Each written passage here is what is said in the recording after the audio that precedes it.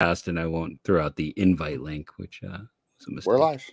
Yeah. We are alive. We are alive.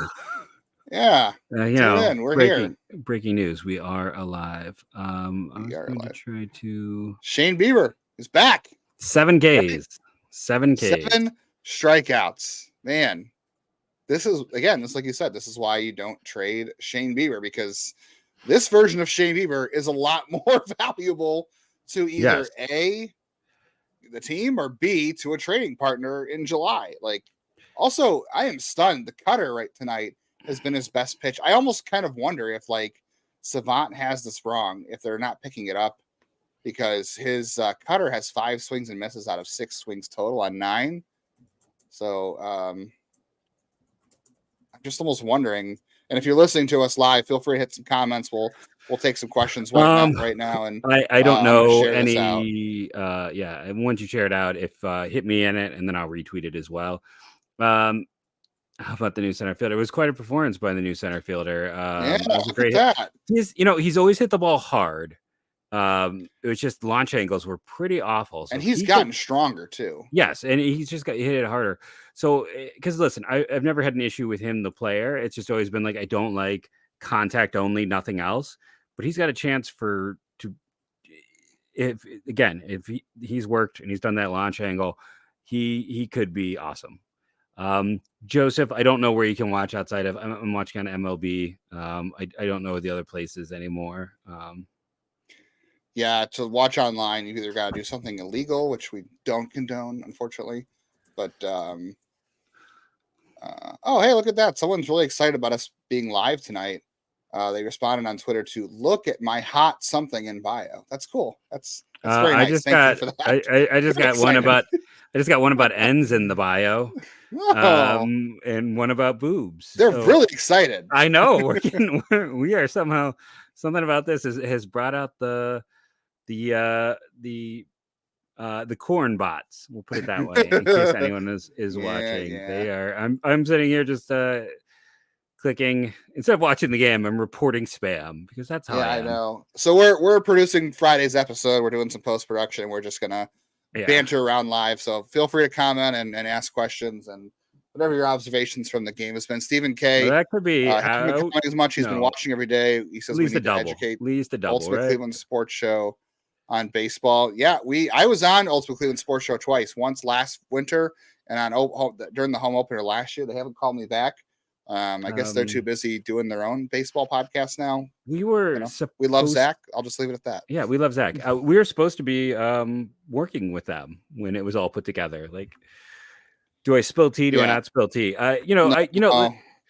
Listen, I've kind of let it known on here, so this isn't exactly spilling the tea. There was a point in time where I almost lost this podcast, and it was because they wanted a bigger lead-in for the Ultimate Cleveland Sports Show, and I wasn't big enough at the time.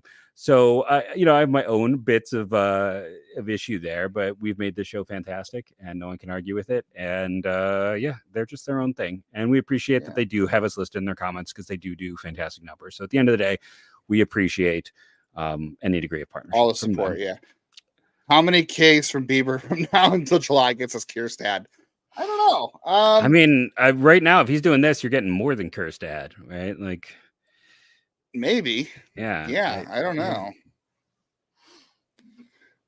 Yeah, it's a good bet. It's hard to say. Someone asked me about that the other day, and I thought it's possible. Oh God! Someone asked me as a fellow Avon Laker what I'm doing from the Eclipse. I am staying home for the Eclipse. Look, I am skipping the home opener for the first time in over 20 years because I don't want to deal with that in this crowd. They're talking like I don't know, thousands of people coming, not just like multiples of thousands. Like could be 5, 10,000. I don't know what it's going to be. There's going to be a lot of people in town that aren't normally here. It's going to be crazy. It's going to be gridlock. I have no interest in being outside. I just hope we have internet and we have electricity because I'm terrified. I got my Eclipse again. I'm going to sound like between this and anyone who listens to the podcast to Shell. T-Mobile what had did David Fry do now? Another one single. Does that score a run or just advance David a run? Fry. Third. He is the GOAT. You're right, Nolan. But this is why when we talk, like, if anyone out there has been a long time listener, like I said, you can go back and I said this on the podcast, you can go back a year ago And we talked about like we kind of like David Fry. Like I think it was probably the prospect draft when I took him to be my DH, and I'm like, worst case, I just drafted a guy who's going to kill. So that wasn't just to hose me. Well, I mean, it was mostly to hose you, but like you had other. He was a legit bat. Yeah, he was a legit bat. Like it wasn't just to hose you.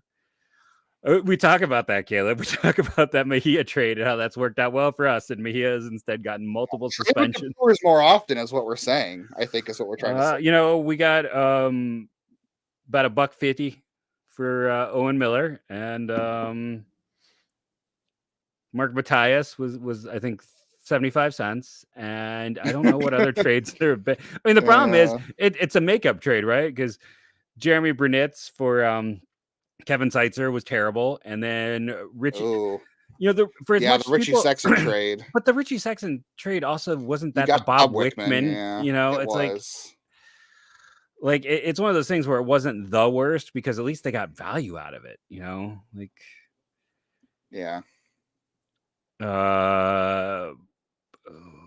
Bull said Bo and Fry are basically the same against left-handed pitchers. No. That's like saying that Bo has had issues in the minors with lefties. Yes. Yeah, but you'll hear it on tomorrow. You'll hear it on Friday's episode. But we said, it's okay to work. It's okay to work in Bo against lefties. You have to do it at some point. But I'm okay working it in, and I'm okay. This team has to win on the margins because you don't have, middle of the order bats that are capable of just going out and slugging other teams. So when you have guys like David Fry who do great damage against lefties, you have to get them in there because that's how you win without a big payroll. So if this is how this team is choosing to play the game, this is how they're going to have to win. Yeah. And we're okay with that.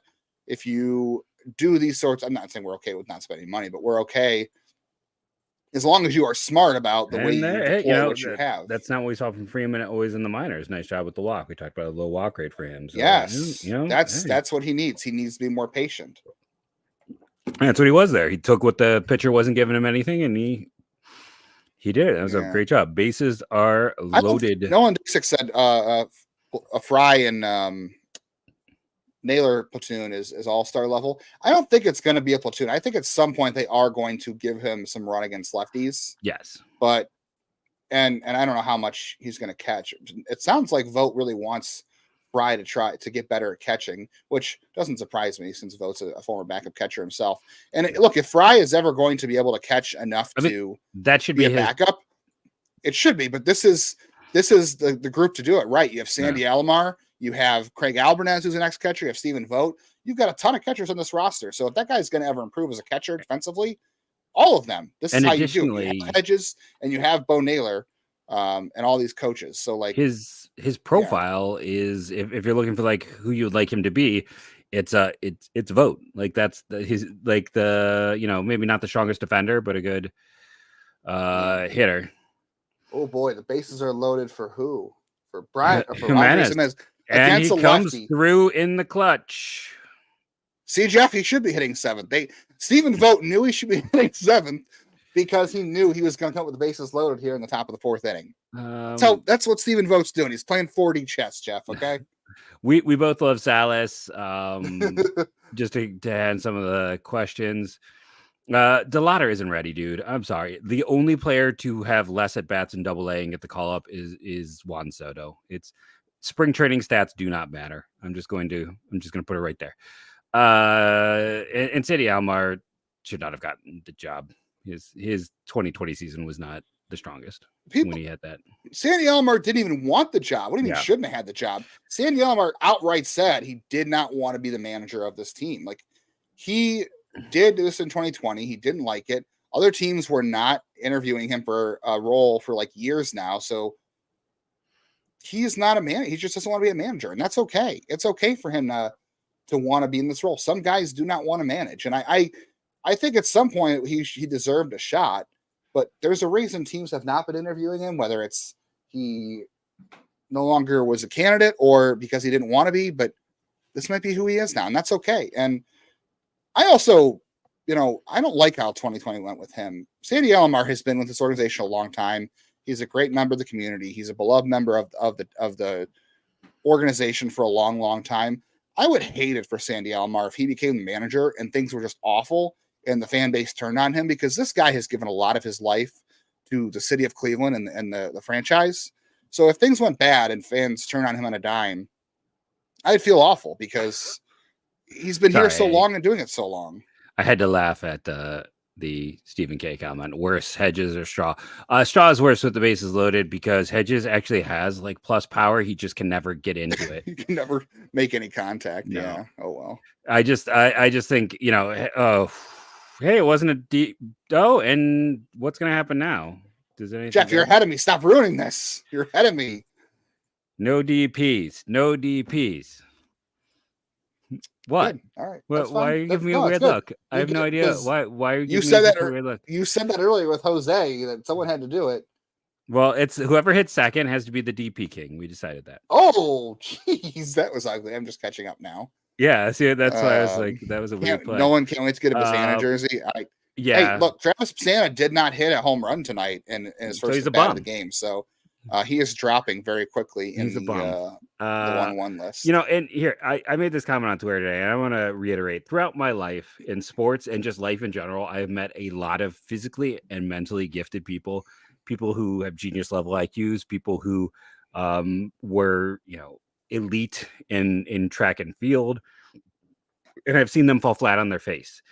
And the reason that they didn't amount to things, even with full rides and all these things, is they didn't have the work ethic to back it up.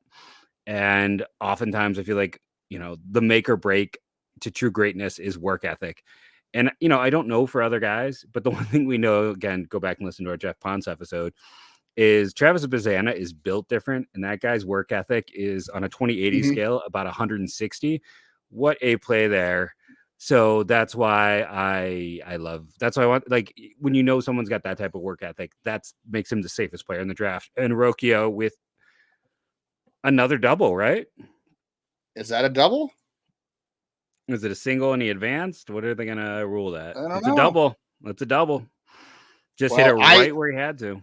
So our partners at FanDuel, I'll just say this. I took the Guardians plus 1.5 tonight, or minus 1.5. So I thought they would win by 2, and I thought the teams would score combined under 7.5 runs. So I need the Guardians to give up 4 runs now, or 5 runs, 4 runs, and stop scoring. Otherwise, I'm not going to win. But yeah. Oh, Jeff, you're cute. Yeah, I didn't say that, just for the record. No, I know. No, that was directly from Justin.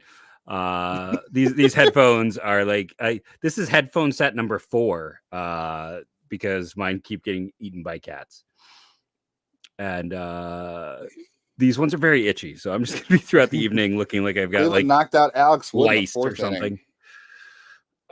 Hey, hitting against a lefty. Yeah, I don't know what they did against lefties last year, but I feel like it wasn't great. It was still a bit of a bugaboo, and on top of it too, like, Jose doesn't have a hit yet, right? Like, yeah, no, and I took the over on Shane Bieber case too. Although it was not a great bet. This is all the bottom of the lineup. All the bottom of the lineup. Yeah. Like, the top 3 guys are combined 0 for 6 with 2 strikeouts. That makes, not that I want the top of the lineup to not do well. No, and I agree with Caleb Phoenix. It's like 95% of the at-bats look good. They're not chasing. They're not missing those pitches in the zone. And they're swinging at good pitches. Like, so many times a year ago, they'd be hit. Like, that was a hittable pitch. Why are we being this passive? So this is a fun game. If you're a Cleveland fan, I don't know how you're not having fun right now. Bieber's rocking in a way we haven't seen in a year. Guys are coming up with hits. Sure, it'd be great to have a home run just to get that off the monkey off the back, but this is fun. This is a lot of fun, especially when you're getting contributions from guys like Freeman and Rocchio early on. Look, center field and shortstop are already more productive in game 1 than they were most of last season. Yeah. and the DH spot also much better. Like, Josh Bell DH'd a ton last year, and it was ugly early on. David Fry already looks awesome in the DH spot. Like, and he's not going to play against righties. That's fine, but that again, flexibility winning on the margin. Going to be good. Yes, I mean, Friday's episode, we talk a lot about lineup flexibility, and this team has DH ends up being Fry and Arias in a platoon, I'm content. Like, I know there are haters who are going to not agree with that, but like, there's ways to get all these young guys chances and see what you got. We see it. Problem is, we get back to the top of the lineup, and we're can't hit. Yeah, Quan is a problem, and Jose is just dragging the offense down. They should What just is he cut over? him. You think he? I bet he won't get through waivers, so they can just get that contract off that way. Oh yeah, sure, like with Straw. Yeah, just like with Straw. All right, next contract the Guardians have to dump is obviously Jose Ramirez, and then yes, it's an albatross. It's an albatross. Nobody's gonna claim that contract. No, who would? Please note our sarcasm. Yes. So behind baseball stuff, just to let Justin know this, because I'm going through and doing some editing. 31-46 today. We made it. Oh, not our typical, not the 30-30, but yeah. Who is? Oh, this is Kyle Muller. This is pitching for Oakland, who they got in the terrible trade. All of their terrible trades. No, was Mueller? Yeah, he was Olsen. He wasn't part of that. Yeah, that was the Olsen deal. Jose Ramirez. All right, officially, I picked him to win MVP this year. I'm officially wrong. Yeah, 0-for-3, top of the lineup. Yeah, I am worried about Freeman's defense and center. If pitchers only do strikeouts all year, I feel like he is just going to get bored out there, and he might. Hey man, I don't know. I saw him play center in Arizona. I was there. It's a joke. It was a joke. Oh, because he said, "Are we worried about Freeman's defense and center? If pitchers just strike everyone out, I'll hang up and listen." Thanks. I was saying yes because I'm not looking at the chat because I'm writing our podcast. I was saying yes because I'd be afraid he might lay down and take a nap because he's tired from not having to do anything. Yeah. You know what? Interestingly, we didn't get to this on Thursday's episode. If you haven't listened, go back and listen. But we talked about like some of the stats that we thought Cleveland needed to beat from a year ago in order to compete for a playoff spot this year. Shockingly, this really surprised me. I'm sorry, I'm bummed we didn't get to it because we ran out of time. Cleveland only struck out 1,311 batters a year ago. That was 25th in baseball. It's pretty bad for a team with as much pitching talent as they had. I'm super surprised that they struck out that few batters. They finished that far back. Like, now, granted, the team at the top, Minnesota, struck out 1,560, so they were 300 something odd strikeouts away, which isn't a ton, and maybe some of that can be contributed to Bieber's injury and McKenzie's injury. But that's I don't know. That's a shot. Well, this isn't just starters though. This is all pitchers, starters and relievers. Like, you got to think they're going to beat that this year. I'm just surprised how few they struck out a year ago, but I guess the injuries probably played a part into that. And Clase struggling and Stefan struggling.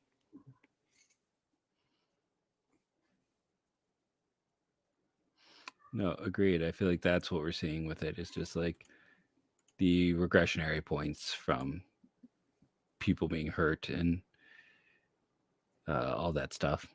It's getting McKenzie and Bieber back. And the other problem too is when Bieber was here, I don't know, like we were lucky to get a 7 strikeout game from him in any of his starts a year ago. I mean, his first start of the year last year was incredible. I mean, yes, but then it went. Well, because he didn't come back until June, but or July, whatever it was. But wait, his first game was fantastic. Bieber really going to that cutter still. That first fastball in the at bat here was only 90 a day. So his fastball still, it's cold though. It's cold. It's the first start of the year, so we'll see. So who's the error on there? You're still ahead of me, so I don't know. I'm gonna guess the error is on Brian Rocchio. Oh, I was right. Look at that. He made a bad throw. I'm calling it on Rocchio. Although I guess Miller could have had that. I didn't even see the play until right then. What's the timeline on Gavin Williams? Clayton. So he is throwing. He was out to 90 feet. I believe he's maybe closing in on 100 last we saw. So he'll miss, I don't know, maybe 2 or 3 starts, I'm going to guess. But he is throwing. He is getting back on a throwing program. So Gavin should be back. I would say by May he'll be back. He's got to do some rehab starts because he obviously didn't get time to build up. But I think by May at the latest he'll be back. So that gives them time to figure out if Beatty or Cookie are going to help them this year and see what they do. They'll have to make that decision come May. But, I forget who it was last year. We were talking about like, how are they going to figure out who to put in this position or who, I forget what the position was, but like, you know what, these things tend to work themselves out. Injuries and always it work did. themselves out. Yeah, and it did. We TK, we just started streaming. That is okay. So up. that is the cutter he keeps getting misses on. The cutter was Shane Bieber's Which is worst funny. pitch last year. It was his worst pitch. Well, this is the driveline factor, right? Like this is maybe they So found a way to.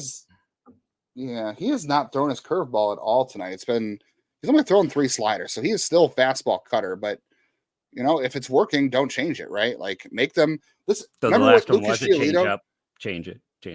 Yeah. Remember what Lucas Giolito did to the Indians then a couple of years ago, was where he would throw all fastballs and changeups, and Cleveland just couldn't do anything about it, and he wouldn't change, he wouldn't mix up the pitch mix, and they just kept failing against it. Are we at 8, 9, 8? That's numbers are backwards. Okay, it's at 8. Okay, that was his changeup was almost 90 miles an hour. That's not only Shane Bieber really never thrown a good changeup or had one. Now he's throwing at 90 miles an hour, which you can argue whether or not that's good, because you want your changeup to have a little more velocity separation than 5 miles an hour or 4. But if it's working, then hey, by all means, can Drive-By Huntley throw faster than 50? Probably. It would be a lot of money to pay to do that. But if you're just, you know, some dude watching a podcast, like I wouldn't spend my money on that, because where's it going to get me? And I'm getting a lot of people who are like, it's because they're facing the A's. The A's have some fun dudes. Like they added JD Davis, who's at least in a bad year was a league average bat. Ryan Noda is probably the best hitter no one's paying attention to. Rooker, listen, he fell off. Rooker's not terrible. Zach Gedloff is getting a ton of love this offseason. Seth Brown is a league average guy. Yeah, Langoliers, Butler, Allen, not great. Blade, not great. But like, I wish. Where is Estuary? Hey, he was the reason they got Sean Murphy. He's also not good at baseball. God, I mean, how is that front office still? Because the front office is they pulled a Rachel Phelps. Yeah, no, it is. It's the A's are Major League the movie, and the front office's job wasn't to make a good team; it was to make a team that no one wanted to see, so attendance would get low, so they could use that excuse, and then to not pay anyone money. Like they're gonna throw random money at like Alex Wood and JD Davis, but they probably even had to sit back and be like, "Okay, John Fisher, he has $2.5 million and a $1 million incentive bonus, but you only got to pay $1 million because we'll trade him before that." Like they probably had to sit down and tell the owner, yes, it's technically $3 million, but you're never going to pay that because we'll trade him and or give him away before that. Never going to pay anybody. I mean, God, he's the worst. I have my issues with this organization not spending, but no one compares to Fisher. No one compares to him. Yeah, John Fisher, he's real life Rachel Phelps. He really is. I've heard he even wears that same outfit that you wore in Major League. The one that they were taking pieces off of? Yeah. No, that one. I've heard he likes to wear that one. I'm kidding. Don't disturbing. sue me, John Fisher. I have no money. I'm a teacher. When they make the playoffs, does that mean all the players get to see all of John Fisher? Yep. These are things we get to do when we're live and we're after dark and we're not having to worry about advertisers. This isn't here. No, there's no advertisers. There's no, like, it's not in the podcast format, so it's unlikely that you're watching with your kid. And we're still not. I would hope not at this point. And we're also not like, it's not like we're out here like swearing or doing things like that. Yeah. It's all tongue in cheek. Front office is amazing, but they're not infallible. Like, you know, there's some things they've gotten wrong. Let's be honest. There's some things like they've moved on from guys too quickly. They didn't give guys opportunities young at guys. All. Yeah, they're fine. They've just made some bizarre decisions in the last few years. You know what's funny is all this excitement tonight offensively, 6 runs. Not one of them from Ramon Laureano, who I thought, you know, against the left-handed pitcher, against his old team. And let's be honest, he's also paying. Ramon Laureano is playing for a job next year because probably won't be here. And who knows if he even makes it to the end of the season with Cleveland. I mean, Top of the lineup, 0 for 9 now with 2 strikeouts. And Naylor. Yeah. Oh, there we go. And there goes Josh Naylor's season. What? You're way ahead of me. Stop doing this to me. Jeff. He might have just. There goes. There's our first DL trip of the year. Oh, you're ahead of me. This is not great. Now I have to watch in suspense, Jeff. This is not. Oh, yeah, that's not good. No. All right, get Kyle Manzardo up right now. Well, they gotta wait like 18 more days. So I hope you're ready for Esteban David Florial, Fry, first baseman. base. David Fry, first baseman. Well, we said Josh Naylor would probably miss 40 games this year. So that's what he does. 15. He misses 40 games, His and that was first 15, right 20. in the hand. That's the middle of his hand. We just said yesterday. Okay, I'm gonna mute myself so I can have some swear. Figure out what Jeff is saying in the comments. Let's say.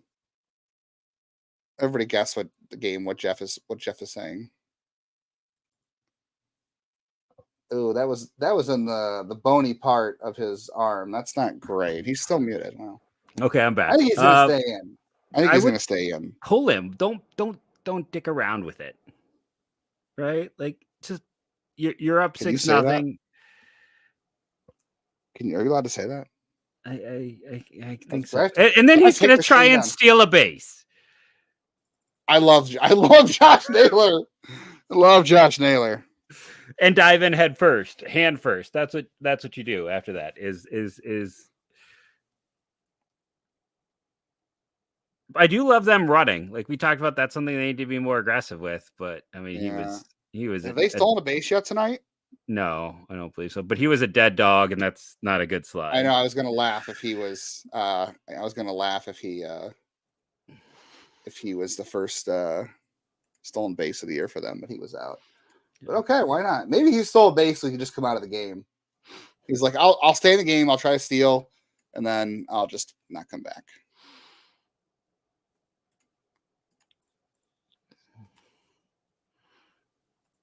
David Fry hit number 3. Look at that. I'm telling you, David Fry, man. He MVP. The Guardians' best two-way player a year ago. Who needs Shohei Ohtani when you have David Fry? And he has no gambling controversies. That's right. No gambling ties. David Fry. Oh, who's playing shortstop for Oakland? Nick Allen. Oh, that's your guy. I mean, he's a solid defender throughout his career. Oh. Did I drop? Did you drop? I'm here. Give me a second. Oh, okay. I just realized we weren't in our correct boxes, so I flipped us this whole time. We're in the wrong boxes. We were under. I was trying to tell my wife she can come watch the game in the basement now, but now that she knows I'm on camera, she doesn't want to sit down here. Okay, can I use that excuse? And just... All right. Is Tyler Freeman do it again? I'm not cussing on the air though. Like I don't want to get in trouble with the network. I did say don't report us. Come on. What are you doing? I even covered my mouth as I swore. It's like muting, lots of cussing, but Freeman, that was close. Nice job by Seth Brown.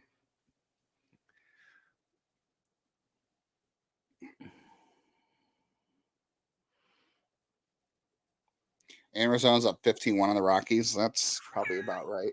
Jeez. Colorado. You know what? If it wasn't for Oakland, that was a good swing by Freeman. It was. It took a good defensive play to get that. Yeah. Hey, how about Seth Brown? Seth Brown not really known for his defense, so good for him. He's okay. We have a question in the comments here. Who hosts your favorite Twins podcast? Please be specific. Well, technically nobody. We don't like anybody who does anything with the Twins. No, Lockdown Twins.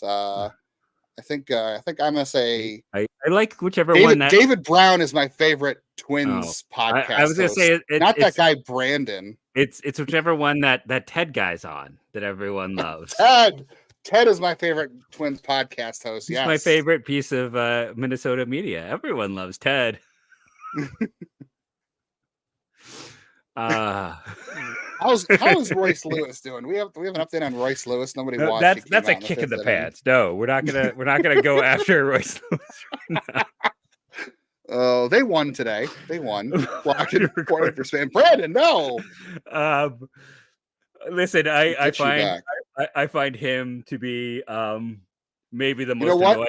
annoying person on Twitter. So it is. Please, no one go and actually think that it is a thing. Brace is broken. Um, Yeah.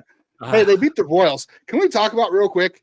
Can we what talk is about up the with amount of so the amount of national writers that thought the Royals are going to win the division this year? The Royals, like, I think they're going to win maybe 80 games. Like, I think a 500 season from them would be the A's were built to productive. fail, and they challenged the A's for the worst I mean, team in they baseball. would be in last place if the White Sox weren't tanking. The Royals would be in the basement. Why are people picking them to win the division? That is because they added Michael Walker and Hunter Renfroe, who are guys that are bottom of the roster.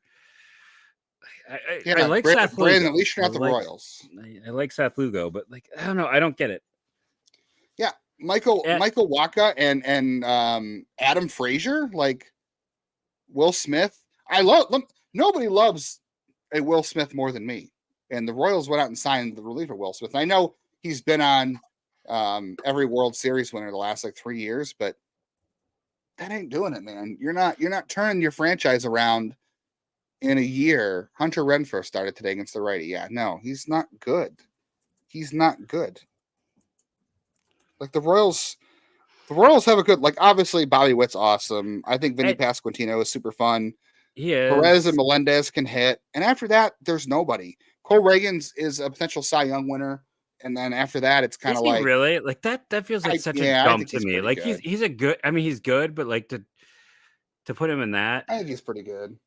But like I don't know. When I look at that team, I think we have learned they're bad. They're bad. We have learned that second year hitter regression is a thing for most guys, and that's a team relying on a lot of year 2 hitters. Is that strikeout 9? It is, and it's the cutter. Is it the cutter again? 9. What is going on? Are we going to get double-digit strikeouts? That was a changeup. That changeup is something he has never had. I mean, you see the movement on that? You know what? I think hitters, that changeup is incredible. That is, he has never had that I can recall. Yeah. Like that is.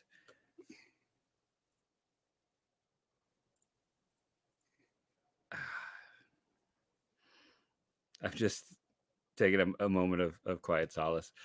I'm wondering if the A's are having a hard time against the changeup.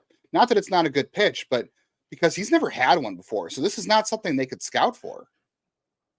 You know, it's not like you can go and look at the data. It's not only is it a changeup that he hasn't really used, it's a changeup that's got a ton of movement.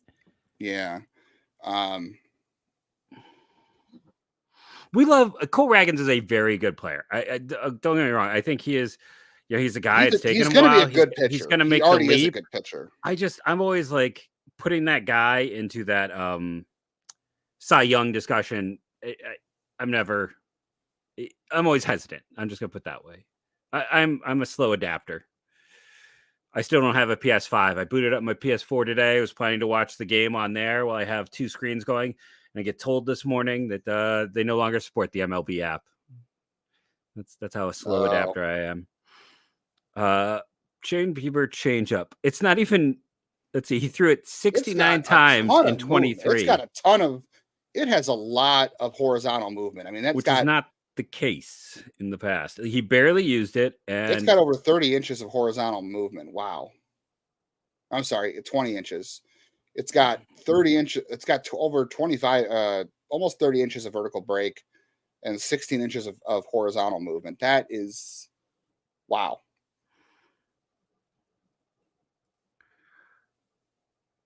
He tried to get him there. I don't blame him. It was Butler, right? Butler is a guy who swings a little bit more freely.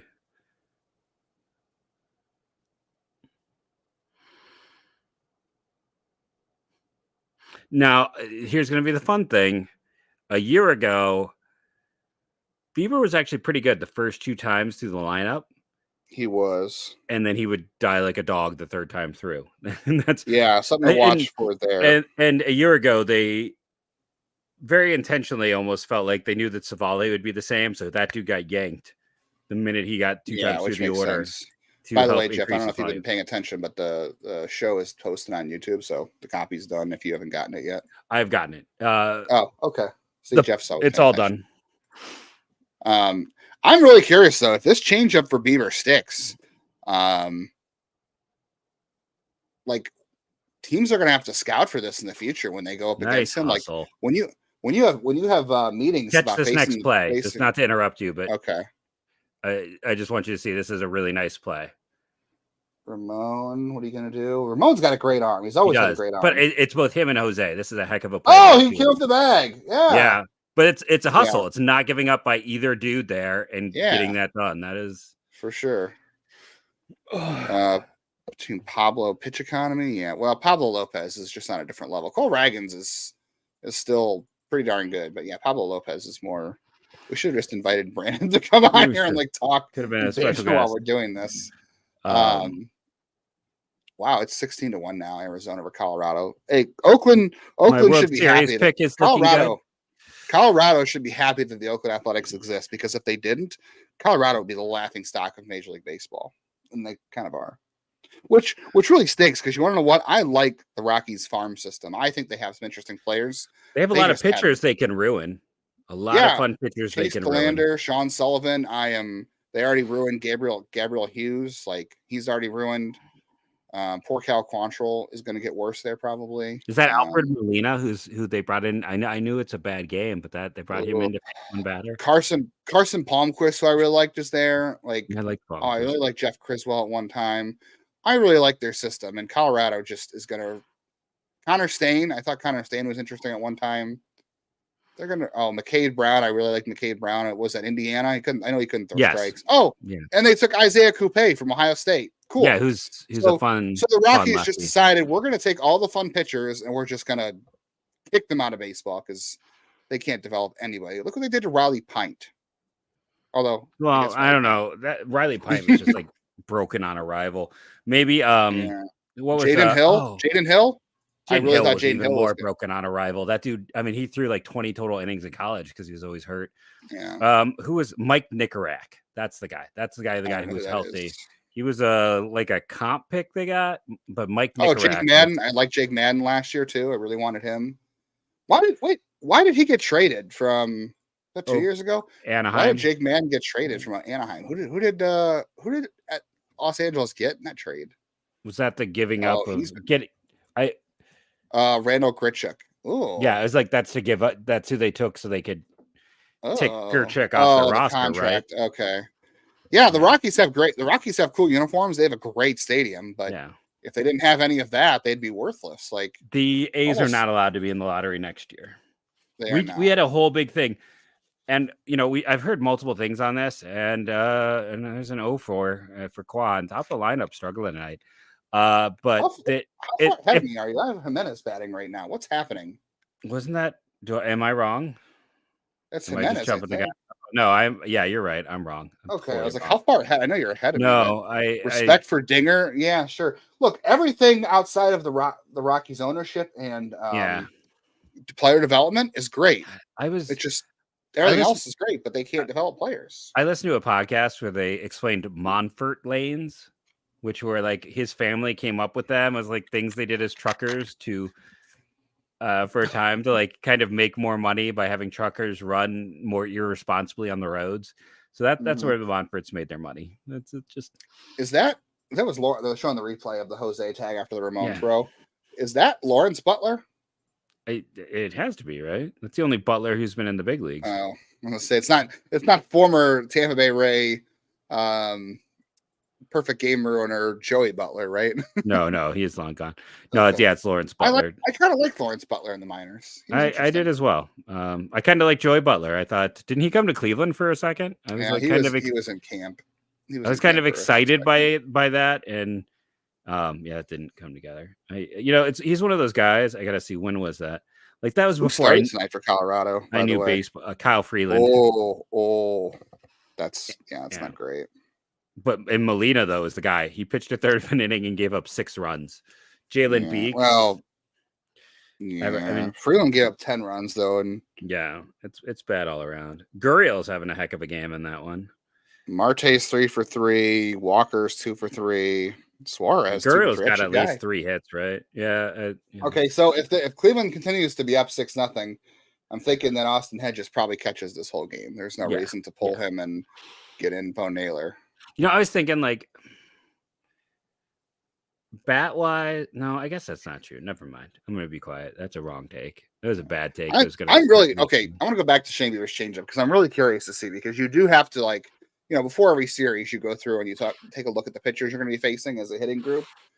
And this is the first time anybody has ever seen a changeup like this. Like, he is, as far as Bieber's concerned. So I guarantee Oakland had almost zero. I know he threw some of it in spring training. Does Oakland even have advanced scouts?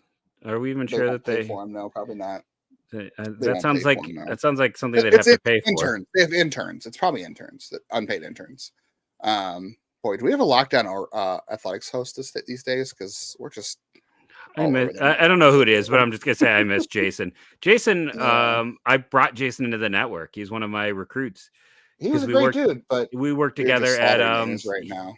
He worked together. We worked together at Scout. He was actually the San Francisco Giants site because the great Melissa Lockhart was Oakland.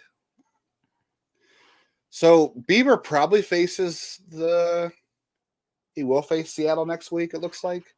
I'll be really curious to see like how this changes the scouting report on him, because he's trying to get the curve ball back. He's trying to get the slider back. He's barely thrown the slider.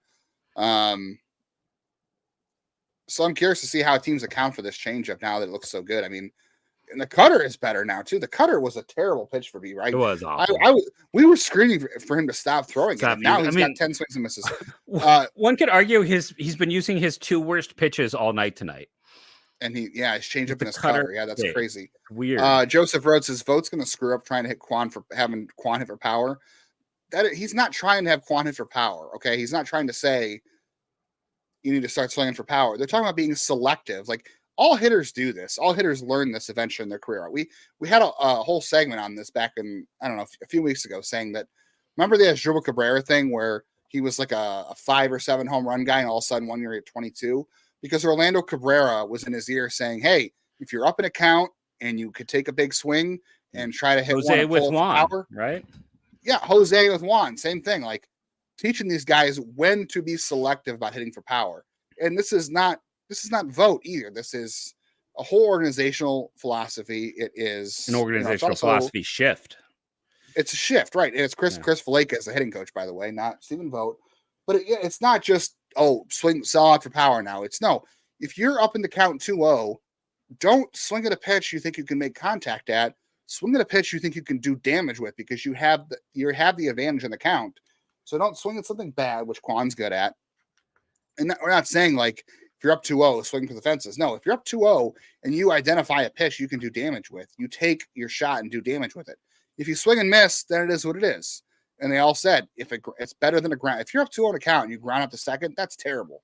But if you're 2-0 and you swing and miss on a pitch you thought you were going to hit over the fence, and you swing and miss, you come back and you have another pitch to work with. That's the whole philosophy. There's a lot of nuance to it. So you can't just say, well, they're going to screw up trying to hit for power. No, it's trying to teach these guys when it's okay to try to drive the ball a little bit more. And every hitter, again, goes for this. This is, again, Asdrubal Cabrera and Orlando Cabrera, how he went from like 7 homers to 22, and then Jose, like, yeah. Yeah.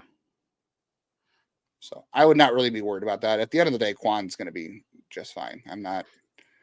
We kind of know what the floor is for Quan now. Quan's not going to sit here trying to be a 30 or 20 home run hitter. Like, if he gets to 10, that would be great. And I think that's the whole point here is, like, if you can help these guys hit like 3 or 4 more home runs than they normally would, then up and down the lineup and up and down the roster, you add just a little bit to the margins there. What we talked about last night, like, this team's not going to, what do we say? The Cubs hit like 196 home runs and they were middle of the pack. They were 15th in baseball on Thursday. We said that.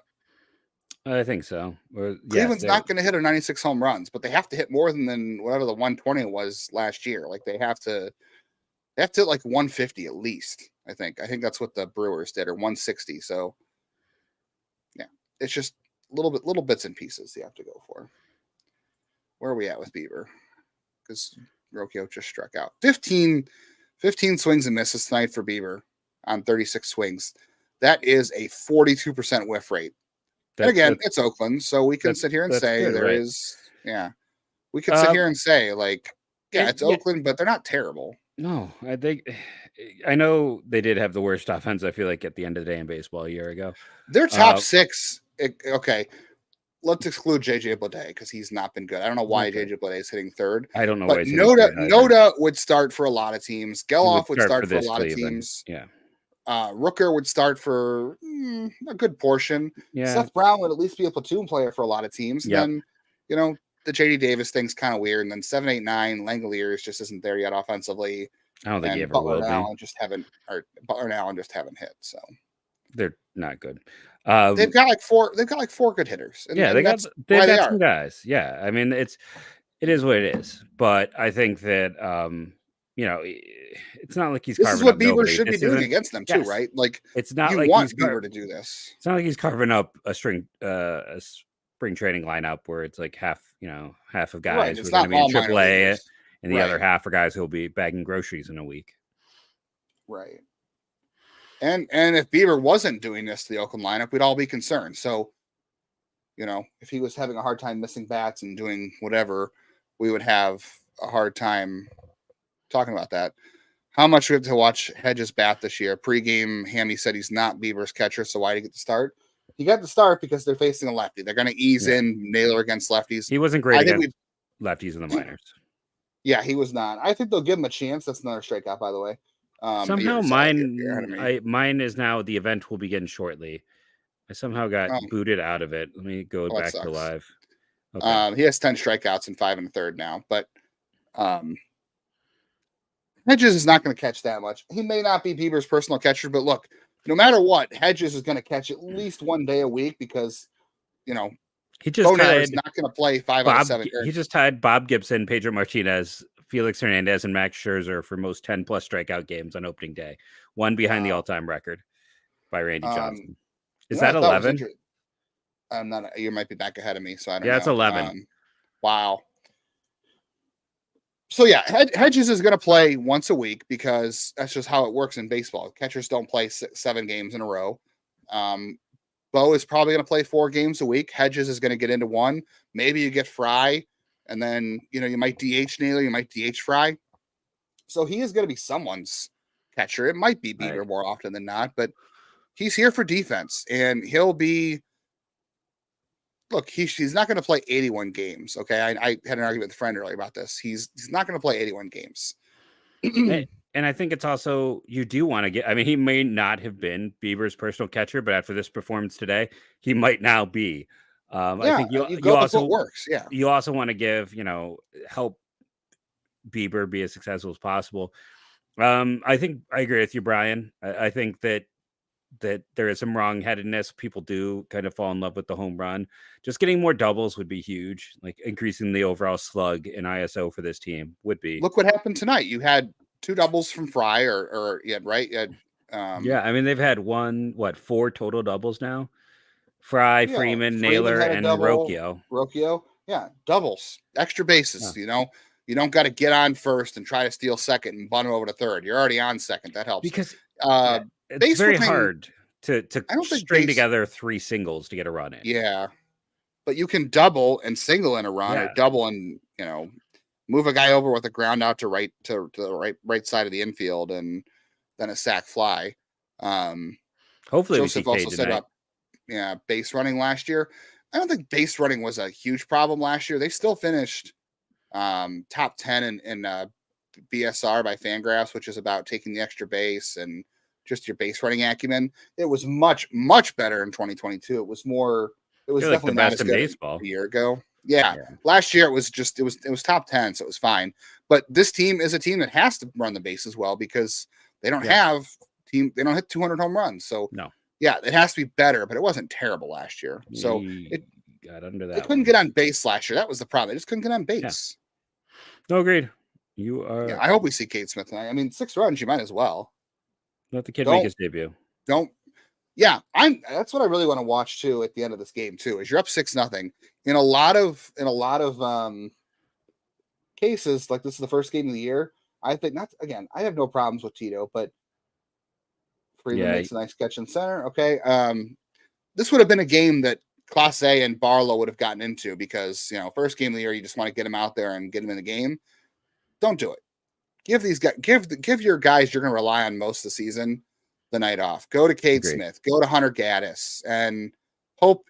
And the argument that Tino used to use is, okay, if I go to Hunter Gaddis or if I go to Cade Smith and they give up 3 runs, then I have to go to Class A and Barlow anyway. So then I've used 5 pitchers instead of 2 or 3. A lot of logical fallacies in that.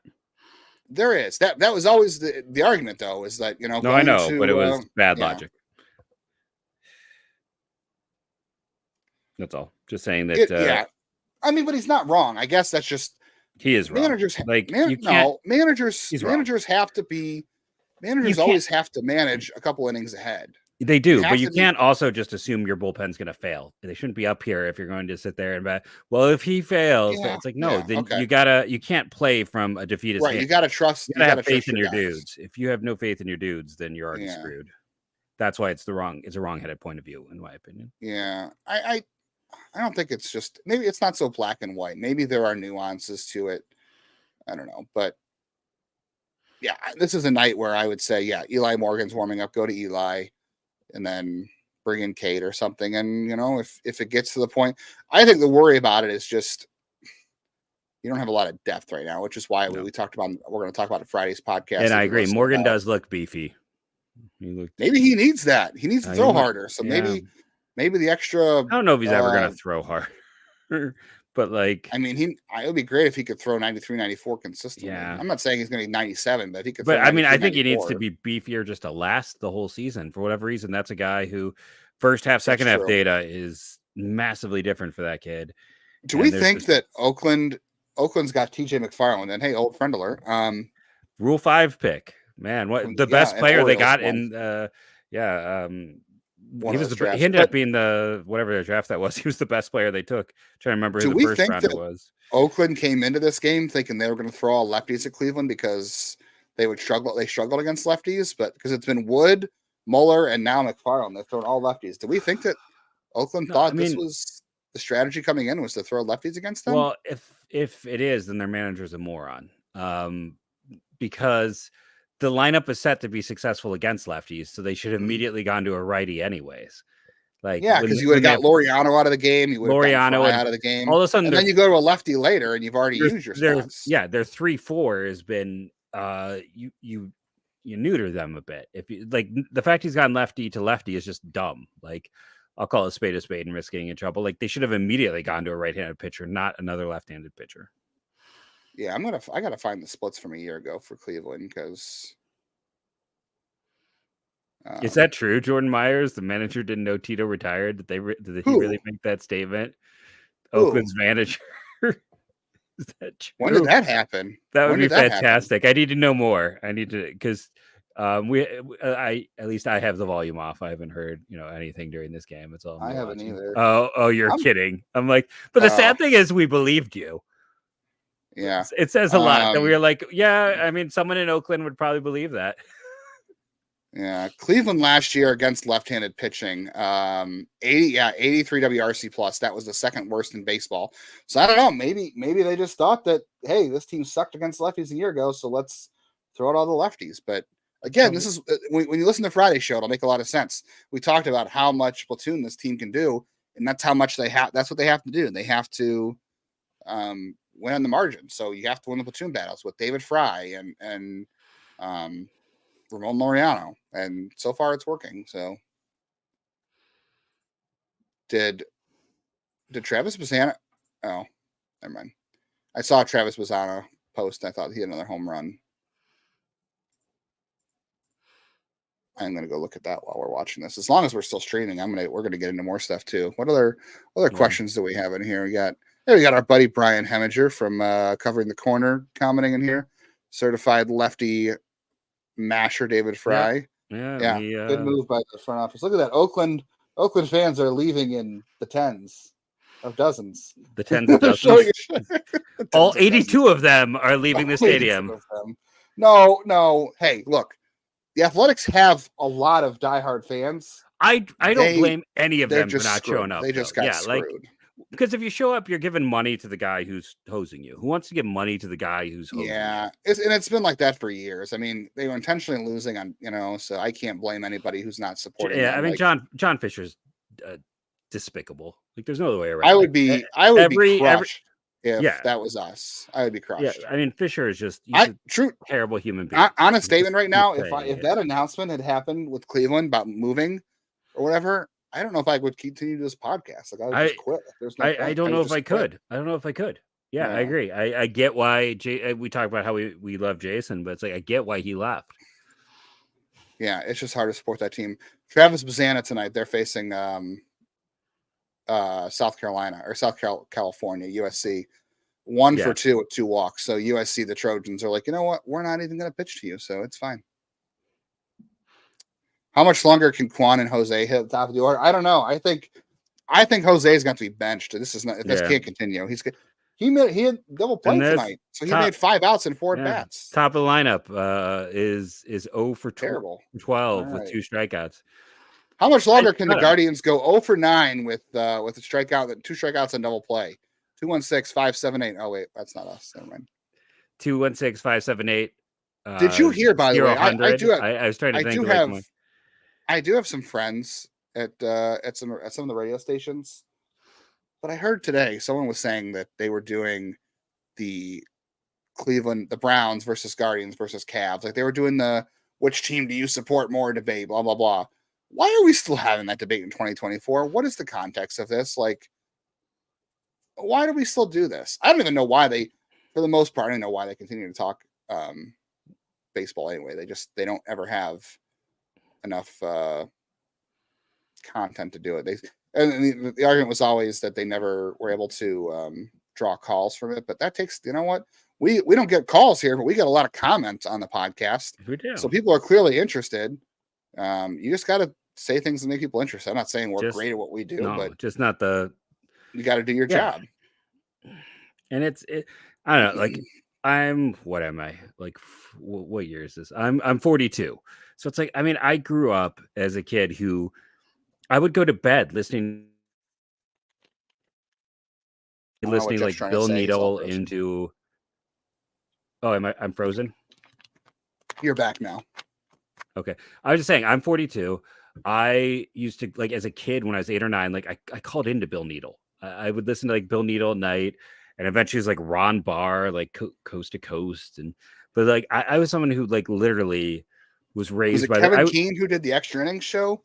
I know Mark Schwab did a couple of years. I love Mark Schwab when he was on like. Oh, I mean, no, but this is like 88, 89. Like, this is 1990. This is like a different era.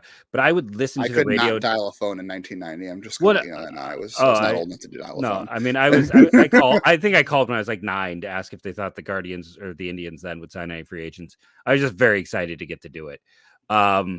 But yeah, I listened to. I would sit there and play, like, be leveling up on my Nintendo 64, playing Dragon Warrior and listening to Cleveland radio. Like, it's such a part of like my identity in a way as a kid. I wasn't listening to like music. I was listening to sports talk radio from the time I was like 8 till the time I was like 18.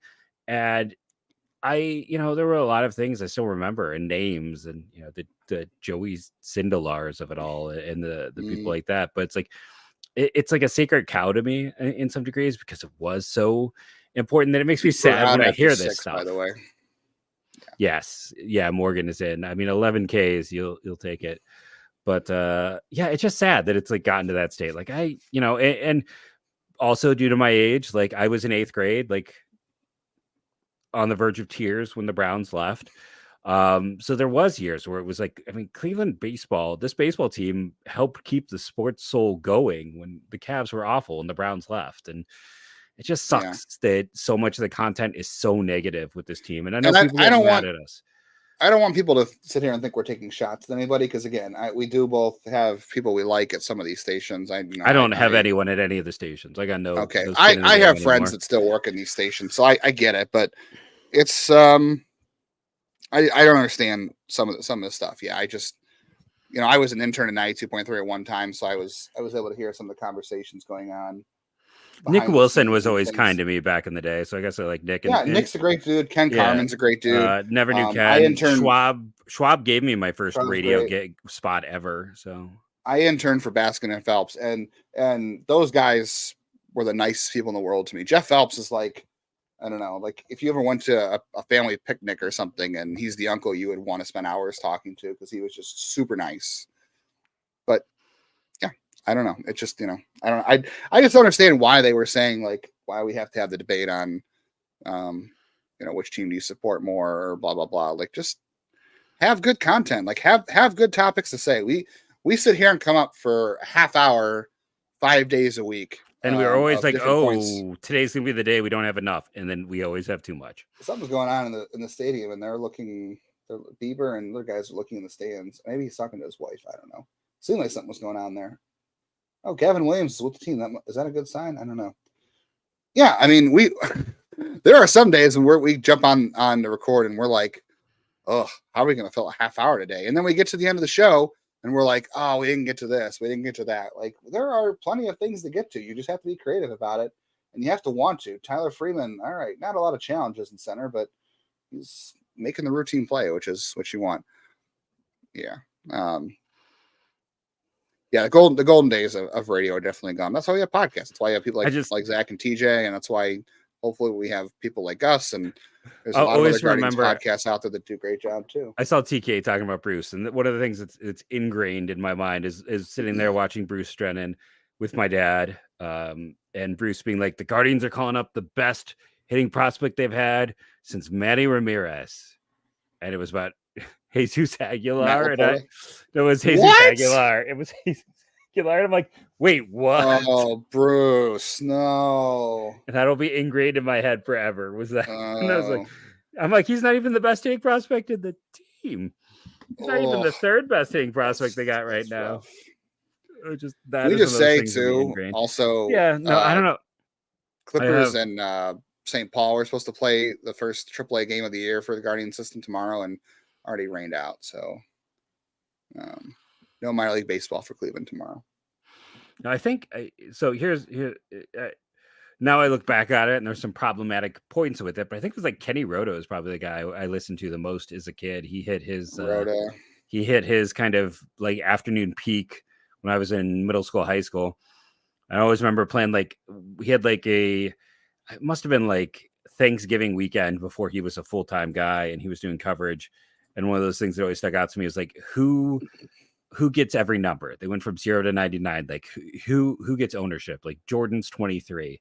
And they didn't do Cleveland centric. It was just that. But I remember sitting there playing GoldenEye and listening to that podcast. And it's like the last time I really remember sitting there listening to, I think I said podcast instead of radio broadcast. But yeah, there's part of me that's always like, I was visiting a friend was visiting Milwaukee, and I saw now where the ESPN Milwaukee is. So there's this part of me that always is like, I'd love to do that. Just like one time, get to go in the booth and be the person.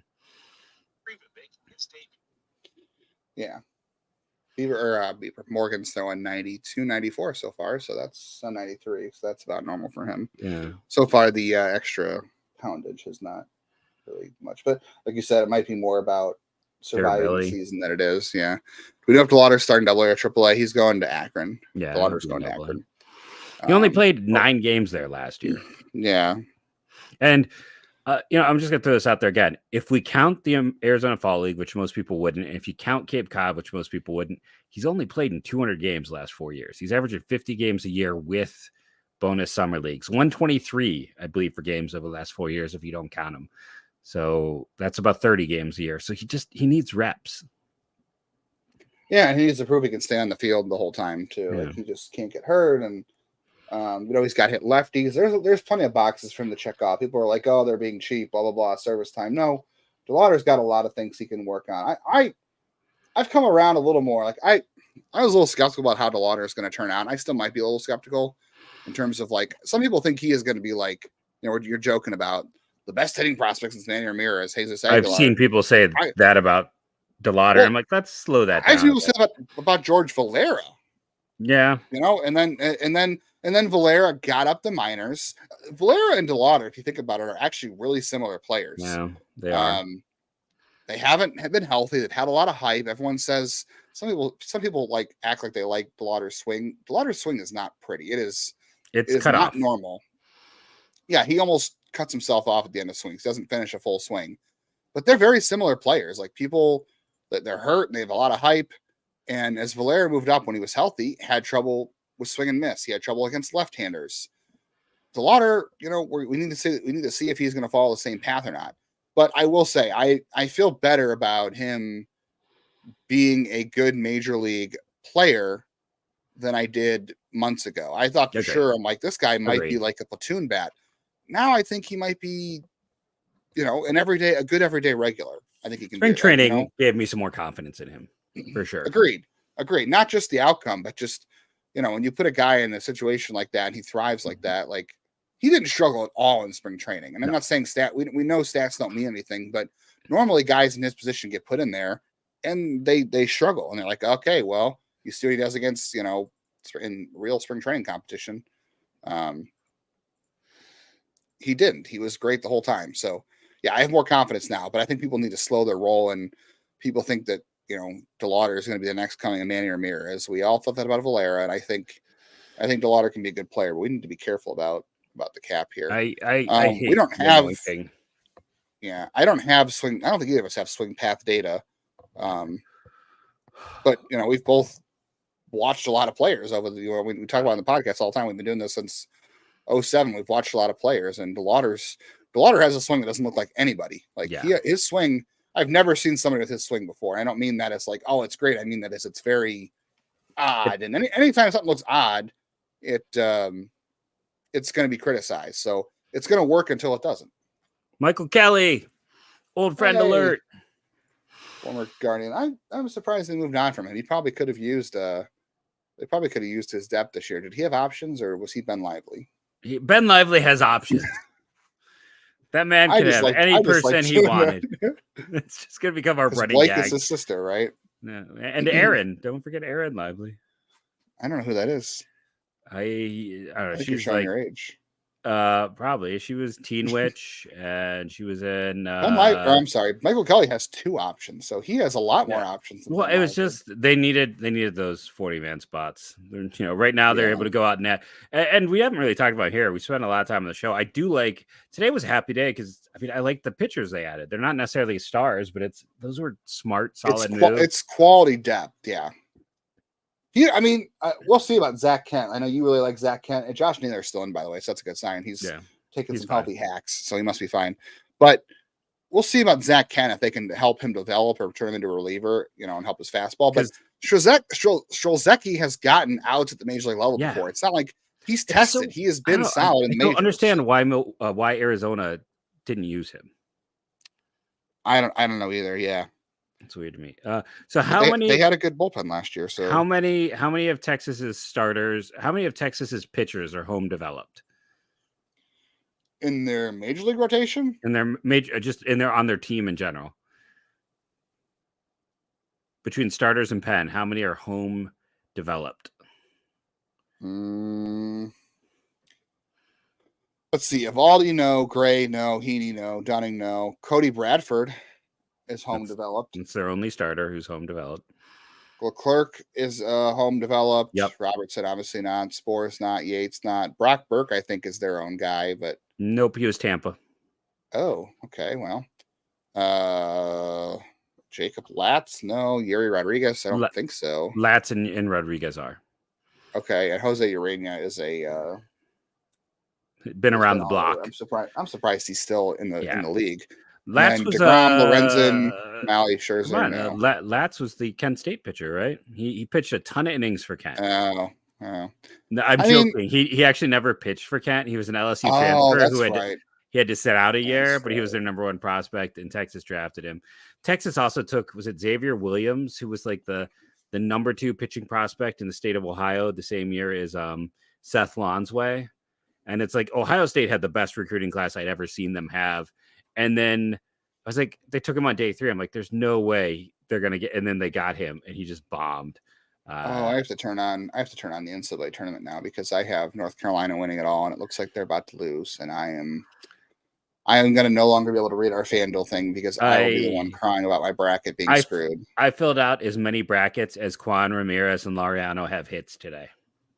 Oh, yeah, I love March Madness. March is my favorite month of the year because I love baseball. I like spring training baseball, and then I love the March Madness. Okay. As a kid, North Carolina's down too. This is not great. I had two big peaks with college basketball. One was Jim Jackson and that Ohio State team with Lawrence Funderburk as a kid, and then I didn't have cable. David Fry getting in a bat against the righty, by the way.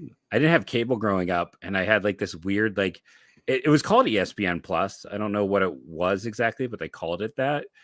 And I got to see like the Scooney Penn Michael Redd team. And I watched them before when they were like a nobody team that nobody knew about. And that became like, I loved watching that team. I don't know if I've ever loved watching a basketball team as much as I ended up watching that team that nobody talked about end up. Did they make the Final Four that first year or something crazy? Like they ended up being so much fun to watch. And then after those two guys moved on, I just kind of again faded away I went to Ohio State for college and stopped caring about college sports. That's interesting. I've always loved Ohio State football. I never really cared for Ohio State basketball. They were fine, but I've never been a big fan. Akron is the only basketball team I've ever. I always liked North Carolina growing up because of a bunch of random dudes. Anyway, we're getting. Is that hit number 3 for Tyler here. Freeman? Hit number 3? I don't know. We should hit number 2 for Freeman. You're a couple of spots ahead of me, so I'm waiting for Travis Bazzana to hit a home run. I don't think it's happening though because he's over 2 with. Or he's 1 for 2. Bum, right? I have people tell me every day. Travis Bazzana, he is falling. That is hit number 2.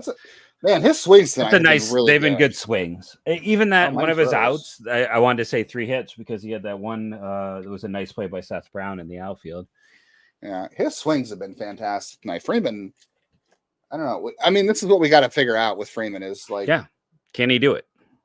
Well, this is what we always talk about is can you rely on the hit tool? Like, can you really rely on a guy consistently, and that's gonna be enough? And this is the kind of stuff you got to see from him, right? Like.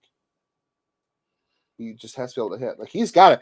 Okay, if you're a guy who's a 10, let's say Randy Bazzana will fall at 30-60. I'm sure the Guardians will say, we'll give you $10 million in the second round. UNC just lost. Okay, well, I quit. From now on, Jeff will be reading FanDuel ads because I can't talk about brackets anymore because I officially hate this tournament.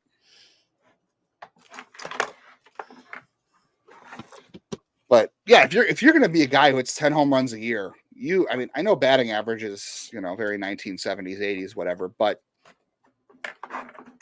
if your guy is going to hit 10 home runs, on base percentage is still very important, which we talked about. Like he walked earlier tonight, he's got to walk more. But if you're only going to hit 10 home runs, you probably do have to hit like 290, 300, right? No, Jimenez hit by a pitch. Depends by the walks. I know. I'm saying he has the on base percentage is what matters, but if he's not going to be a guy who hits more than 10 home runs a year, he's got to hit 290 or 300. He's got to have an OBP in the 330 range. Like you have to. Yeah, he's got to do a little bit more. I don't know. I just barely hit his foot. Wow. Yeah, we could have just done. This is like essentially our third podcast of the day. We recorded for our half-hour podcast, and now we're on for an hour here, just an hour plus here. Yeah, we didn't get to 100 concurrents, so this won't generate anything other than good vibes.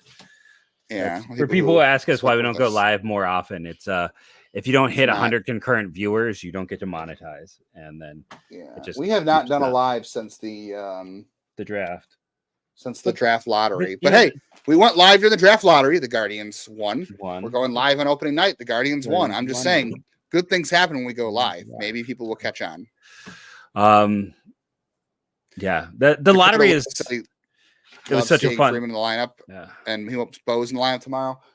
Good chance there's going to be no baseball play in Oakland tomorrow. By the way, I don't know if anybody else has looked at the Oakland forecast tomorrow.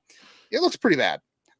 So enjoy Cleveland baseball tonight because your Friday night you might not be watching any baseball because the forecast tomorrow looks poopy in Oakland. So. Looks like the top of the lineup today. Yeah, it's not good. It's not great. Why did Oh, because I was just going through the box scores. I was wondering why Edouard Julian for the Twins didn't start today because the Tigers pitched Tariq Skubal, who's great, but he came in for Royce Lewis when he got hurt. If you guys haven't been paying attention to any of their box scores, by the way, Royce Lewis came out of the game because he pulled up lame running the bases in like the 5th inning. So the guy who had like 300 at bats last year, but he still managed it like 5 grand slams. How many? Okay, Jeff, over under. Yeah, the triple Columbus is already rained out tomorrow against St. Paul. So Guardians will not be playing in Oakland tomorrow, probably because of the rain. And then Cleveland's only minor league game tomorrow, already rained out officially. So it might not be any baseball for Cleveland tomorrow at all. But Jeff, over under 100 games combined between Royce Lewis and Byron Buxton this year. Brandon's gone, so I don't feel as bad. I think they'll be over 100 combined. I mean, but I think if you gave me like 120, I'd really start to sweat that line. Okay, so over 100, but not over 120. So that's 60 games combined, essentially, or I mean, each officially. Buxton's. I mean, in fair enough, I should probably like it's. I don't follow Brian Buxton like closely. Like, what is his? I'm curious. That is a drive. No, Rocky off the end of the bat. Okay. What did I say something? That's a drive to right field. Are you trying to save me here? No, you're good. No. Saying that I don't follow Brian Buxton. No, what were you going to say about Buxton? Well, I was just kind of curious. So let's see. 28, 87, 61, 92, 85. I mean, that looks to me like an average. He's never played over 100. He had one season at 140 games. Oh, wow. 140 in 2017. And then, 46, 92, 140, 28, 87, 39, which was the 2020, 61, 92, 85. So you're looking at about like a 80 game average for him. So I guess maybe your real betting line would be around 145 or something like that. But still, Can we just point out too? Also, we probably should wrap this up because I want to watch the end of the game and go right to bed. But we can also just point out this is a very convenient time for Shane Bieber to have a changeup all of a sudden. Like, guy has joked about like the last 5 years about working on his changeup in the offseason, and it never really has been a thing. And now he's going to go into free agency this offseason, and all of a sudden he's got a changeup. How convenient. And I had some people be like, see, they should have given him an extension. I'm like, I also don't know if Shane Bieber wanted to sign an extension at his low point, right? Like, I don't think he was going to be a guy he was going to bet on himself. Yeah, he was going to always bet on himself. I don't blame him. 18 swings and misses tonight. 18. Do you think he had that many last year? Can I find that? 10 were on the cutter, which is, again, the cutter was his worst pitch a year ago. He didn't even have a changeup before this. I mean, he had one. It just wasn't there. Didn't even throw the knuckle curve tonight. Didn't even throw the knuckle curve. Yeah, he only threw 13 sliders or 11. Okay, so are you looking? By the way, fastball average was 91.3. Are you looking at the Savant data? Mm-hmm. Okay, so then it's not fun. Maybe to our listeners. Okay, I want you guys not to look. Guess what Guardian had the hardest hit pitch tonight? Who had the best exit velo on the Guardians today? I love it. Two of the top 5. Yeah, two of the top 6. 3 of the top 6. Yeah, all 3 hits too. One. Well, that gives it away there. It is David Fry. Oh, yeah. I think he's the only one with 3 hits because nobody else in the lineup has got a hit. Yeah, it's 3 hits for him. Top pitch velocity. I do like that. That was all Michael Kelly. Yeah, I would have liked to have hung on him. I thought he was interesting. I mean, I agree. And by the way, friend of the show, Tim Herron. Was Tim Herron our last player guest? Did he come before or after? I think he came before Bieber. Oh, and then then the team told us we're not important enough to have players on the show. Let me just throw this out here. We can just throw this out here because we're live and we're just kind of bantering. If you want to hear us do interviews with players on the show, let the Guardians know because they have essentially told us that we are not important enough. Even though in the past we have had Tim Herron and Tanner Bybee and Hunter Gaddis before I got here.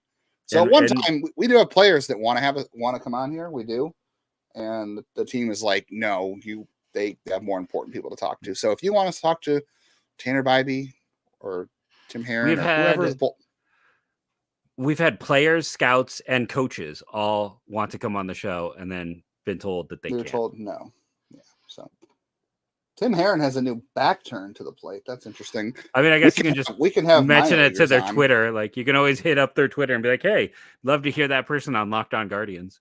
If they mention, or like if they mention Tanner, be like, "Hey, I loved hearing him on Locked On Guardians. When's he going to be back?" Would love to hear it again. Yeah.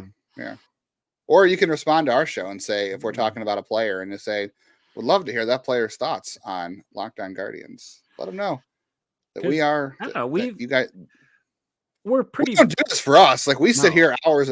Jeff always jokes that we talk to each other more. We talk to our own wives, which is probably true. True. I don't think it's a joke. It's not. It's not a joke. So we do enjoy this. We do enjoy talking baseball with each other and comparing notes. But we do this because we want people to enjoy it. So if it felt like other people were going to enjoy having a guest on, like a player for an interview, we would love to do it. So if that's something you're interested in, just going to be honest with you, that's kind of how things work right now. We had 6 people related to the team in various roles all reach out and say they wanted to come on. Mm-hmm. And then either we're told we weren't big enough and or the team gave us the runaround to the point that we didn't get them. That's just the honest to goodness truth of it, unfortunately. Yeah. Like, and there are things we're too that very team friendly podcast. I know. I feel like we're very fair. Like when something is not good, we do call it out. But like, I mean, I sat there and pro Guardians, even though we don't have to be. People got very mad at me about the DeLauder stuff, and it was just because I wanted to manage expectations, so we didn't get the whole this team is cheap. This team is like I was like, let's manage expectations. I'm trying to help them do their job, and in exchange, we get told we aren't big enough for Tanner Bybee. Yep. But they can go on our other network shows. Yeah. Like, okay, let's compare this. Our friends from the Locked On Mariners podcast, who we love, the great dudes. Yeah. They had Jerry DiPoto on their podcast. Their GM, Jerry DiPoto. Twice in 2 years. If we were to email the Guardians and say, "Hey, can we have Chris Anthony on the podcast?" My email will get blocked by the team. They'd be like, "No, don't ever contact us again. Don't even try." Like the Mariners get Jerry DiPoto and and we didn't get invited to the last Zoom conference for media. Yeah, it's just mind-boggling. I don't know. Like I said, they used to like people me. that. Yeah, we have people I don't know, like to listen to us, and we do it for we're just spilling all the tea tonight. It's just more our frustrations. Yeah, just spilling all the tea tonight. All right, well, we should probably end on that note before we get ourselves in any more trouble. And someone says, "Hey, the Locked On Guardians podcast was talking crap about the team." Listen, we love the team. I think the front office does a fantastic role. Bart, who's in charge of those things, has been exceptionally kind to me in the past, saying very kind things. I always remember, Eli Morgan just pitched. When they drafted Eli at the start of the 8th round, I said, "Hey, isn't this about the time when the Guardians should draft Eli Morgan?" And they drafted him. And I remember I quote tweeted the Guards Insider account back when it used to follow me. And I said, "Hey, thank the front office for making me look smart," to which they responded and said, "You are smart." It's something along the lines of like, you do an exceptional job. And that stuff means the world to someone who's an outsider doing the media and scouting thing. So it's like, I have some very fond memories. I just wish that we understood why we ended up on the outside. Yeah, I don't know. So I saw a good comment on Twitter just now from our friend Zach, covering the corner now. He said, "Not long for Freeman to pass Straw. Straw last year, 0.04 WAR. Tyler Freeman over 1 WAR by May. Yes, no, under, over." Yeah, probably. So Tyler Freeman might be more valuable in April and May than Miles Straw was all of last year. That's rough. I mean, Miles Straw just was not good at hitting. Hey, the Guardians are saying publicly, I don't know how they really feel about this, but they're saying publicly that we expect Miles Straw to be impactful to this team this year. I don't know what that means. But... I mean, I guess you can just keep waving him. No one's going to claim him. So, it's like, where's the damage? It's like every time you add him, you can then take him off. Because even the Angels didn't want him. If I was Artie Moreno, I would say, don't do under over skis. Ohtani is listening. No, only his ex-translator. Come on, not Ohtani. Mark Trout was saying that he wants the Angels to acquire more players. Well, Mike, I brought you Miles Straw. Mike, I brought you a former Astros outfielder. Michael Brantley? No. I brought you a Gold Glove winner. The Gold Glove outfielder to play next year. There's Quan's first hit. Quan is not going I to guess this year. we don't have to cut him. No. There's a bet. I don't know if I can still place on FanDuel. We're talking about betting. There was a bet. I almost took it. Did Jose just go yard? No, but it's his first hit too. He didn't go yard. Alert. But it's going to be extra bases. Was them facing Michael Kelly. Oh, so sad. Did he get a triple? You're spoiling it, Jeff. God. I can't do lives anymore because Jeff spoils everything for me. There's an over-under, or I'm sorry, yeah, there was a bet on FanDuel today I almost took, and the bet was a season-long bet, and it said Guardians to get any, you could pick any team, but Guardians get 2+ hits every game this season. And I was like, well, the Guardians. That's a sucker loser bet. You think they'll get 1 hit or no hit this year? Yeah. You think they're going to get no hit this year? Breaking news: Locked On Guardians. Jeff, I think they'll get at least Guardians will be no hit this year. 1 hitter. Yeah, I don't know. It strikes me like 1 hitters happen throughout the year. Like there's going to be a bad game. They got hit 6 times no hit 2 years ago, 3 years ago. 4. Is it really a triple though if Jose didn't lose his helmet? He was just being lazy. That's all. Spoiler alert. Yeah, apparently I'm just a team spoiler all of a sudden. We're gonna have to figure out. I'm gonna have to pull back my little live bar and then figure out where that is. Quan was motoring. That ball is gone in progressive field. Well, I will say I lost my bet tonight. So on FanDuel I took Guardians -1.5. So I figured they were going to win by 2. I got that, I guess, right. Looks so far. Looks like they're going to shut out Oakland. No, you had to say that. Now they're going to lose this in the 9th. But I also took the over/under 7.5 runs.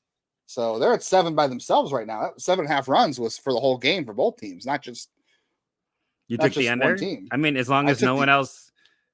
You took the under. No, right? but they also have to win by 2 runs. It can't be more than 2. Oh, you know what? You're right. Aren't you still alive? I might win. I'm alive. So the Guardians cannot score another run. You just root for Laureano to strike out right here, aren't you?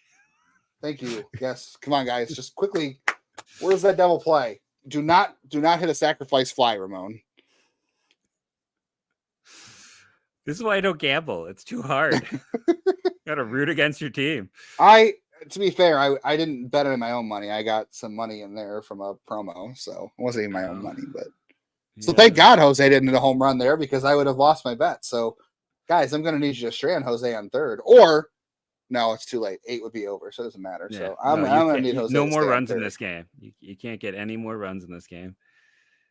Beatty is up. That's interesting. That I thought they were going to try to have him and Carrasco kind of piggyback, but Carrasco's going to start on Sunday. Although God only knows what's going to happen with the weather. So now we got Fry. To ruin your parlay. You got no chance. I had a friend who's a sports writer too, and he was putting on Facebook what the Guardians lineup, and he was saying this lineup stinks. And he was like, David Fry, really? And I said, David Fry crushes lefties. Yeah. And he was one of their better hitters a year ago. He had over 100 WRC plus a year ago, not just against lefties in general. Yeah. And I've commented on his Facebook post tonight like 5 times, David Fry, David Fry, David Fry. And I think he's probably blocked me by now because he's like, really?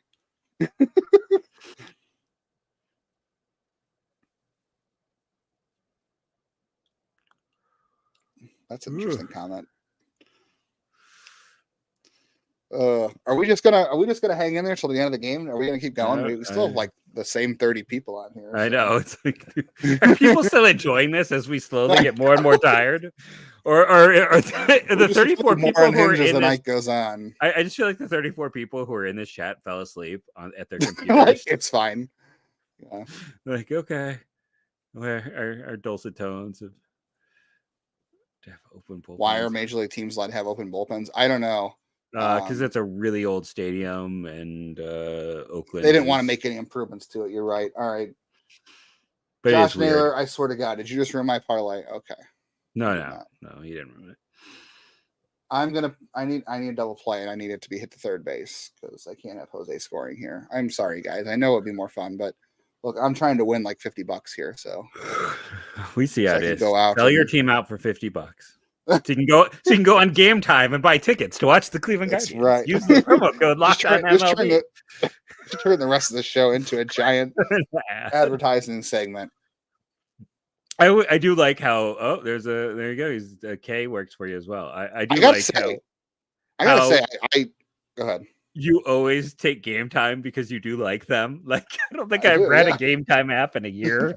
Because it's like Justin's like I got Game Time. I'm like, okay, I'll take it. I use them a lot. Like I'm not kidding you. And I read those ads. I'm not kidding. Like if I buy tickets stuff, I generally use that. Like I've bought multiple concert tickets on there.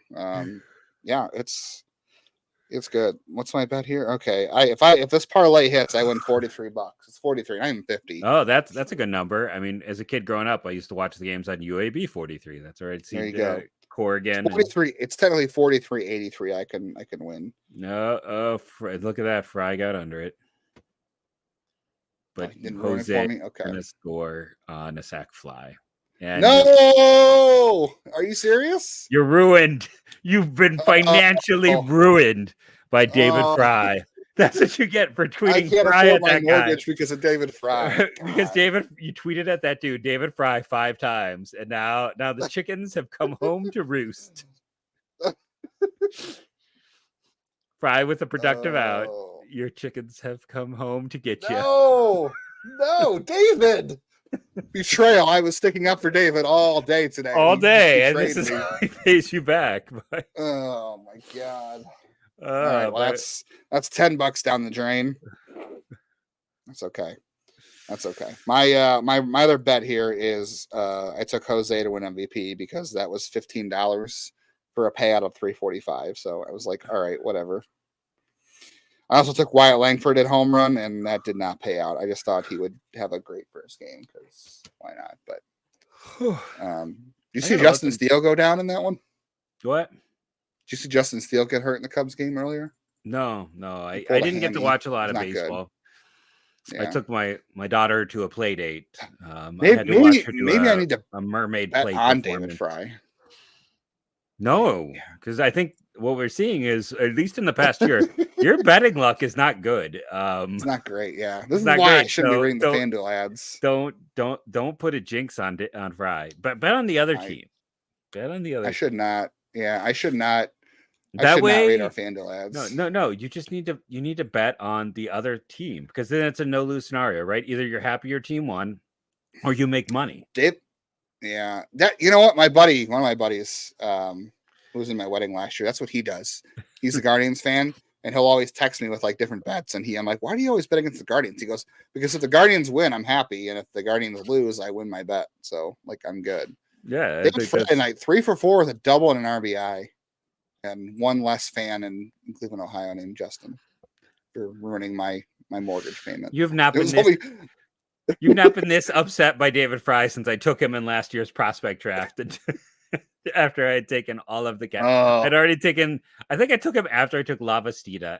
I mean, I took Naylor number 1. I think I took everybody. I took all of them. But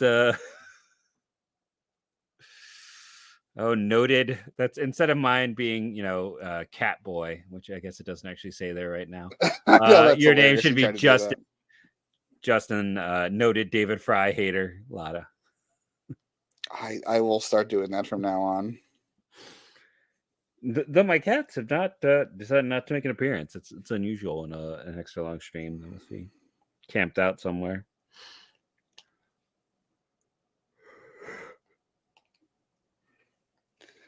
So everybody, Ramon Laureano is the only one who didn't get a hit today, but he walked. So everybody reached base. Everyone reached base. If this was the good when I would do solo shows, because you do have less to talk about in a solo show. I'd always talk about like the like my baseball game math, which is let's see, was it a catch? Oh, he might have cradled that. Who's in? Who's pitching? Is it Tyler Beatty? It's got to be You're Beatty. still ahead of me. They're just doing replays to see if it was indeed a catch right now. All right. Well, don't ask the NFL because they don't know. But I would always talk about like who reached base twice, and it is Fry and Rocchio and The Freeman. traitor, And David Fry. Fryman, Rocchio, and Naylor. So Naylor, Fryman, Rocchio. It's Sandlin. No. Even Austin Hedges was credited with a hit and that weird ground ball. Play. That was, Rocchio had a hit and he walked too. Yeah. 3 walks tonight. It's not terrible. It's an improvement. This team did not walk much a year ago. Yeah. That's one thing. You know what? We were doing the show Thursday. We talked about like different stats. If you're still listening, you haven't listened to Thursday show. We talked about different stats that we thought Cleveland needed to beat from last year to contend this year. I should have gone with walks because this team did not walk last year at all. They put everything in play, and that's not a recipe for success. Let me go back, and now I want to look again what the walk rate was of this team last year. They were bottom 5 in walk rate at 7.7 as an offense. The Rangers, the World Series winners, 9.5, so 2% better. The Padres, who didn't make the playoffs and were arguably the most disappointing team a year ago, they led the league in walks. The Dodgers, 10.2, Brewers, 9.7, Twins, 9.7. Those are all playoff teams. Rangers, 9.5. Some other teams are up there. The worst playoff team walks-wise a year ago was Baltimore. Baltimore was 8.4% as a walk team a year ago. Walked as a team. They were 20th. They were 5 spots ahead of Cleveland. So I guess that's Cleveland's watermark right there is 8.4, right? And I'll say the other thing too. It's like when I used to do my little daily game math, like this was more a game where you expect them to get 5 runs. They got 8, and Oakland's only got 1 walk. Like they should have about a run and a half, and they got 0. The other thing I would talk about back in the day, it's like the 3 stars of the game. I think it's pretty easy, right? It's Bieber, Fry, and Freeman. No, David Fry is not a star. He is a 0. He is a dream killer. He is a money-sucking dream killer. No stars for David Fry. No soup for you. I was trying to think of like a celebrity to compare him to as a money-sucking dream killer, and I was like, anyone I say is going to get me in trouble, so I'm just going to be quiet. David Fry, Dream Crusher. That was in an episode of Scrubs. Dream Killer. Elliot Reed, Dream Killer. Moment Killer, not Dream Killer, Moment Killer. She was stealing everyone's moments. David Fry just, took me out of $45, $43, whatever. How are people still listening to us? We are delirious. Our numbers have gone up. We're almost up to 40, even though this is delirious random. Yeah. No one's commenting though. So again, I think these are just people asleep at their keyboard. Just fell asleep. That's fine. Passed out. That's fine. We'll take what we can get. We did have someone on Twitter that can go back and listen later, and I said, it'll be up. It'll be up. No, thanks for joining us, TK, and dealing with us just being tired and silly. I've been yawning like almost we were super excited about this game. We weren't going to do a podcast after the game was over because we just weren't going to be able to. It's just too much work. Show it. Yeah, not at 12:30 at night. We weren't going to be able to record. So we have an episode tomorrow that's not going to talk about the whole game, but we'll talk about things that happened during the game without giving away the ending. So I give you a timestamp if you want to line up the game and the show. You're all bots. They're all bots. One day we all will be. So we all will be. We'll be robots one day. Did you see this new minor league promotion, by the way, that every team this year is going to wear this uniform, the Oat Milkers? No. They're sponsored by it's Oatly, like that's oat milk. It's an oat milk brand. Okay. Apparently they have some in my fridge right now. Yeah, so I think they bought an advertisement with minor league baseball. Okay. So they're going to be. Hey, if someone wants to help pay minor leaguers, good. Well, I think minor league baseball, major league baseball are getting the paycheck on that one, but so every team this year in minor league baseball is going to wear the Oat Milkers or something as a uniform at some point. So every team at least one time will be the Oat Milkers. Are they going to auction off those jerseys like they do other ones? Are you going to buy one? Well, You already have a milk-based team in your own state, Jeff. You have the Milwaukee Milkmen. Yeah. TJ House pitched for them. Yeah, Jordan Smith's old nickname for the Miners. My previous teaching gig was right next to that field. I would go there sometimes on Fridays to watch UWM play. But somebody was playing for them a year ago that used to be Sandlin just get a strikeout. I guess TJ House was there pretty recently. Was it TJ House? There was somebody else. Did Quentin Holmes play there or something? I don't know. Sandlin with 2 strikeouts, 13 total strikeouts today for Guardians pitchers. Bullpen didn't allow a hit or a walk. So they Eli Morgan. That was great. I mean, all of them. For Eli Morgan, perfect inning for Tim Herron. Perfect inning for Sandlin. Bullpen was great. Opening day shutout. That's how you do it. That's how you do it. Kudos to everybody tonight except for David Fry. And thank you to everyone who stuck with us, who enjoyed the stream, this ridiculousness of 100 minutes of us just telling inside jokes and trying to make random references. If you got any of the references, I was throwing in random movie quotes throughout and just kind of I don't respond to them. I just throw them out and see if anyone's going to comment. So as always, people feel free to leave in the comments. We'll do a few more of these throughout the year. Can't always guarantee them, especially not on the West Coast. I just have the advantage of it's my spring break, though. My daughter wakes up at 7 a.m. no matter what. So I nuked my sleep schedule for tomorrow, so it's fine. It's Friday, and I have a lot of things to do. So hope everybody enjoyed this because I'm going to get fired tomorrow for being dead. I work from home, but I'll be dead. And then David Fry took away your last chance at money. David Fry. Stephen Vogt looks like he's getting a hero's welcome right now as he's, I think. Oh, is that he should. Oh, looks like Josh Naylor's hand is wrapped there a little bit, so that's interesting. Hey, ice it up afterwards. Hopefully, he's fine. He's fine. He's going to play 162 games this year. He's from Canada. They play a lot of hockey up there. That's a movie reference too. Yeah. But thank you to everyone. I hope you all enjoyed it. We need to get some sleep. I got to go do a Locked On Now. So you'll get another. Okay. Yeah, I'll do the now. You go to bed. Thanks. I'll take care of that. But you'll get another 1 minute rundown of Tired Delirious Me. But I hope you all again. It seems like everyone enjoyed it. We had fun with it as well. Don't you dare compliment David Fry. He's one of my 3 stars of the game. I'm gonna go do that right now. No stars. All right. I'm going to go to bed and dream You're about gonna go to bed? You are tired. You're going to go to bed. Good night. He's done. Thank you all for joining us. And go Guardians, go to bed.